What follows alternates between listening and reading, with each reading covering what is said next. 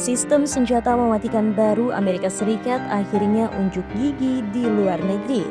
Untuk pertama kalinya, rudal SM-6 yang biasanya ditembakkan dari kapal perang kini sukses diluncurkan dari darat dan menenggelamkan target laut. Uji coba ini bukan sekedar latihan biasa, ini adalah sinyal keras dari Washington untuk Beijing. Apakah sistem Typhoon akan menjadi game changer di kawasan Indo-Pasifik yang semakin panas? Dikenal dengan nama resmi Mid-Range Capability atau MRC dan secara operasional disebut Typhoon, sistem ini dirancang untuk mengisi celah antara rudal jarak pendek dan rudal hypersonic jarak jauh. Sistem peluncurnya berbasis darat, tapi uniknya ia menembakkan rudal SM-6. Ya, rudal yang biasa diluncurkan dari kapal perang Aegis kini bisa digeser dengan truk dan ditembakkan dari mana saja, termasuk tengah gurun di Australia. SM-6 buatan Raytheon adalah rudal serba bisa. Ia bisa menghadang pesawat, rudal jelajah, bahkan rudal balistik terminal. Dalam uji coba ini, SM-6 digunakan untuk menghancurkan kapal permukaan. Rudal ini memiliki jangkauan lebih dari 370 km dan menggunakan dua sistem pencari target, radar aktif dan radar semi-aktif. Artinya, ia bisa tetap bekerja bahkan dalam peperangan elektronik intensif. Misalnya ketika musuh mencoba membutakan sensor dengan jamming.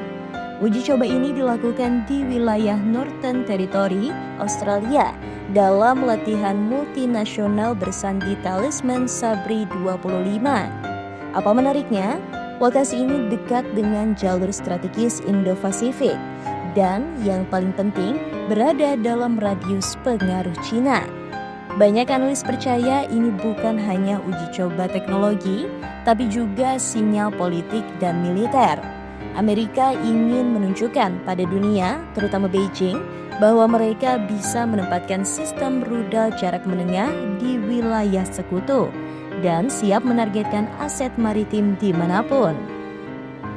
China selama ini membangun sistem anti-access atau area denial atau E2AD untuk mencegah masuknya kapal perang dan pesawat musuh ke wilayah Laut Cina Selatan dan sekitarnya. Rudal-rudal seperti DF-21D Carrier Killer jadi andalan utama, tapi kini Typhoon bisa jadi jawaban dari Amerika Serikat.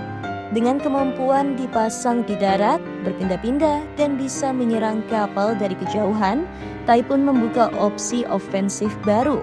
Amerika bisa menyerang balik kekuatan maritim Cina tanpa harus mengirim kapal perang ke zona bahaya. Typhoon bukan hanya tentang rudal, ini sistem lengkap.